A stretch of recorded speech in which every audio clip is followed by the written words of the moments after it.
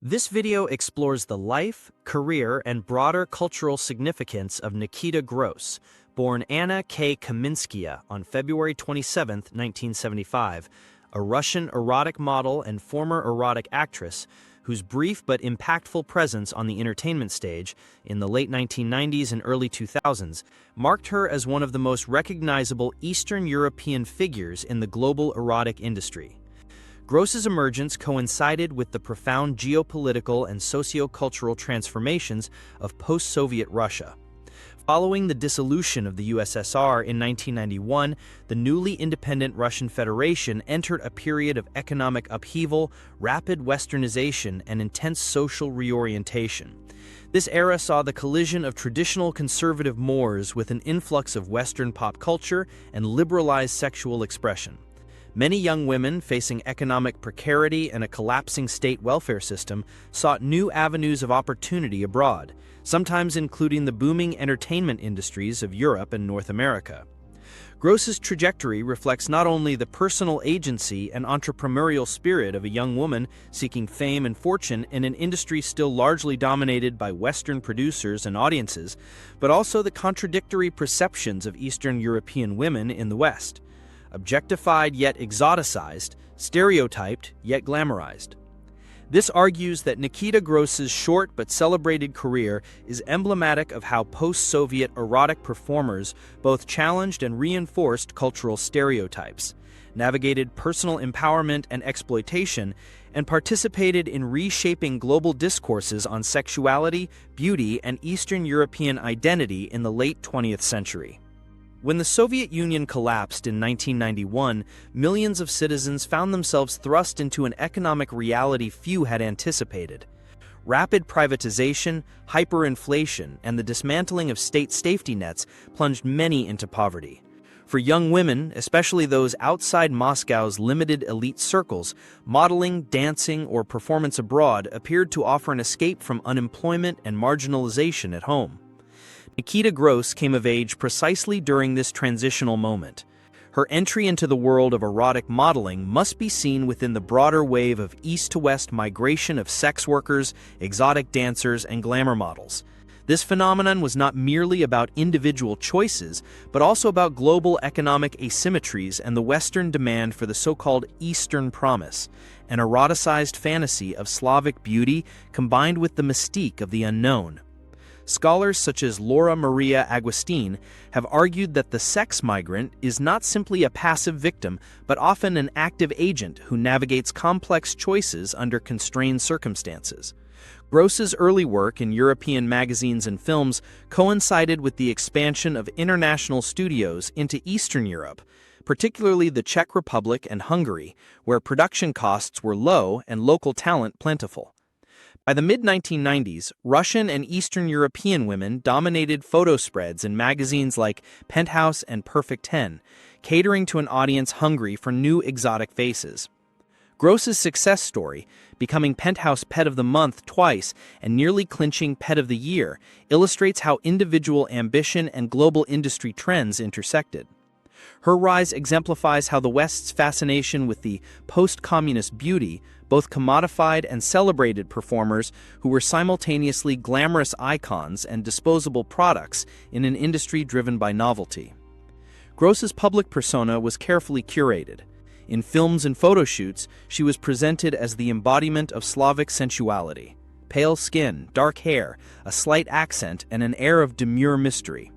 Publications like Penthouse crafted narratives around such women that played into long-held Western tropes of Eastern Europe as a land of tragic beauty and raw eroticism.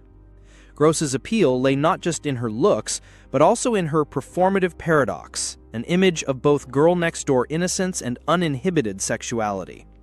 Winning the XRCO Award for Best New Starlet in 1998 placed Gross in an elite circle of performers who crossed over from fringe niches to the more mainstream press.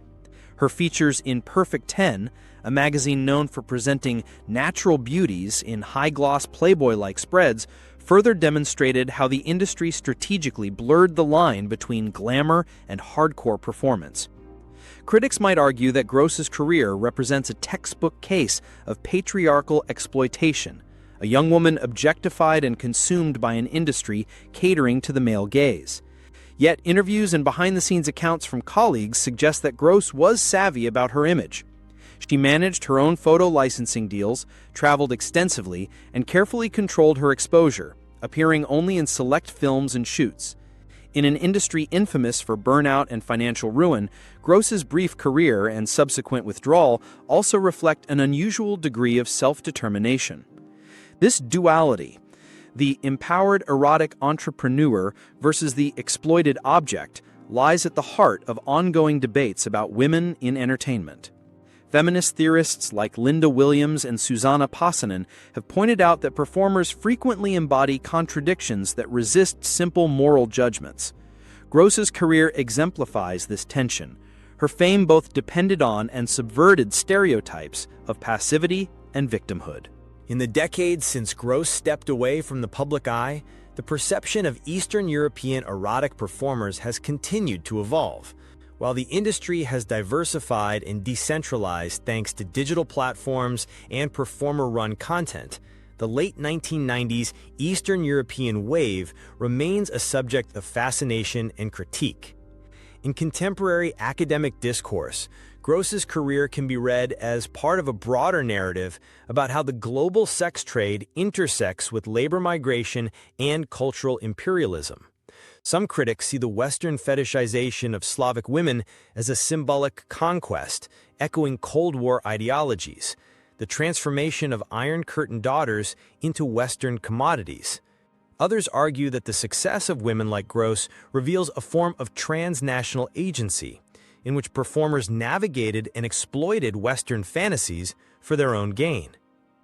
Moreover, the aesthetics Gross helped popularize, the high-gloss, natural beauty of Perfect 10, the soft-focus mystique of Penthouse, have left a lasting imprint on how Eastern European beauty is marketed worldwide.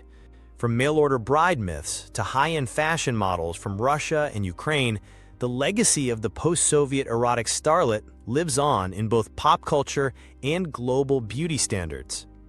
Critically, it is also important to recognize how women like Gross are frequently forgotten in mainstream narratives about sexual empowerment and body politics. While Western feminist discourse increasingly champions performers like Stormy Daniels or Sasha Grey as symbols of agency and self-determination, the stories of Eastern European women who trod a similar path often remain peripheral, viewed through a lens of victimhood or exoticism rather than complexity and subjectivity. Nikita Gross's life and career offer a prism through which we can understand the complex intersections of post-Soviet transformation, Western erotic capitalism, and the global circulation of beauty and desire. Her rise to fame was not simply a matter of personal ambition, but was shaped by vast historical currents: the collapse of the USSR, the Western industry's hunger for new faces, and the global commodification of Slavic femininity. Gross's carefully crafted brand, glamorous, mysterious, and unmistakably Eastern European, made her a star in an industry that simultaneously celebrated and consumed her image. Her story complicates simple binaries of exploitation and empowerment. It reminds us that erotic performers, far from being passive objects, often exercise strategic control over their public selves, albeit within a system that profits from their perpetual renewal and eventual replacement.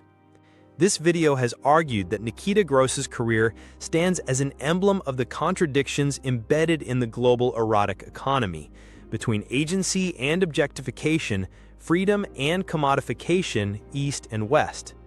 Her fame and legacy illuminate how the post-Soviet erotic performer emerged not only as an individual success story, but also as a cultural symbol, shaped by and shaping Western fantasies of the exotic other. Today, as debates about the industry increasingly foreground performer rights, digital autonomy, and ethics, revisiting figures like Gross is essential.